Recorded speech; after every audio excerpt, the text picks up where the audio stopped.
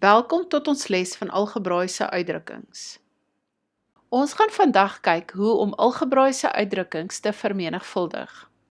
Ons kyk na die wet van distribusie en die produk van binome. Die twee eienskappe is baie belangrik in algebra en word algemeen gebruik in eksponente ook. Om algebraïese uitdrukkings reg te vermenigvuldig, moet ons eers die terme verstaan. Ons gaan eers na die kommutatiewe eienskap van optel en vermenigvuldiging kyk. Die kommutatiewe eienskap sê dat die getalle waarmee ons werk kan geskuif of omgeruil word van hulle oorspronklike posisie, sonder om 'n verandering in die antwoord te maak. Byvoorbeeld, A plus B is gelyk aan B plus A. Dieselfde geld vir A maal met B is gelyk aan B maal met A. Die kommutatiewe eienskap is nie waar vir aftrek en deel nie. Die distributiewe wet is wanneer 'n getal by hakkies ingemaal word. Kyk byvoorbeeld na die volgende uitdrukking. Die distributiewe wet stel dat die veranderlike A versprei en vermenigvuldig word met al die terme in die hakkies. So A maal met B plus A maal met C, die antwoord is AB plus AC. Dieselfde kan toegepas word in die voorbeeld. A maal met B plus A maal met C plus A maal met D. A kan of net 'n getal, 'n veranderlike of 'n kombinasie van die twee wees. 'n Binoom is 'n algebraïese uitdrukking of althans 'n polinoom met twee terme.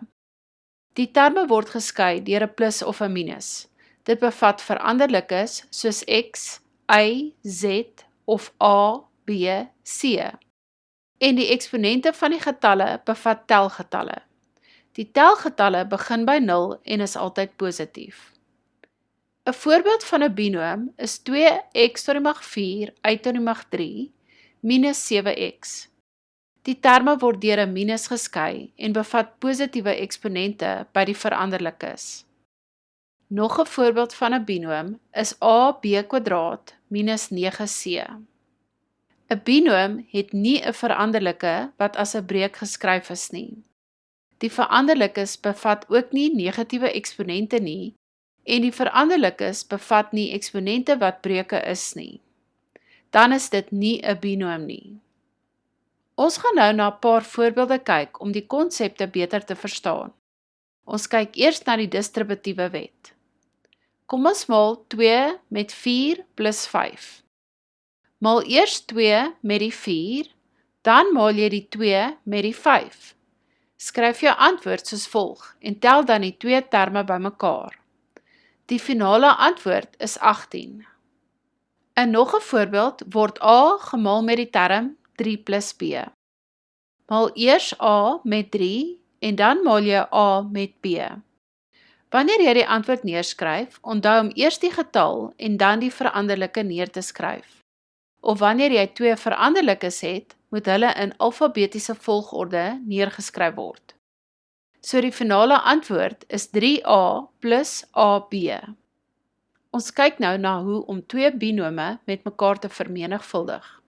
Die patroon EBBA kan gevolg word om die produk te kry. So jy vermenigvuldig eers eerstes, binnestes, buitenstes en dan agterstes. Om die beter te verstaan, kyk na die vermenigvuldiging van die twee binome. X plus 5 maal met x plus 2. Eerstes, vermenigvuldig eers x met x. Dit is gelyk aan x². Binnestes, vermenigvuldig dan 5 met x. Dit is gelyk aan 5x. Buitenstes, dan vermenigvuldig x met 2. Dit is gelyk aan 2x.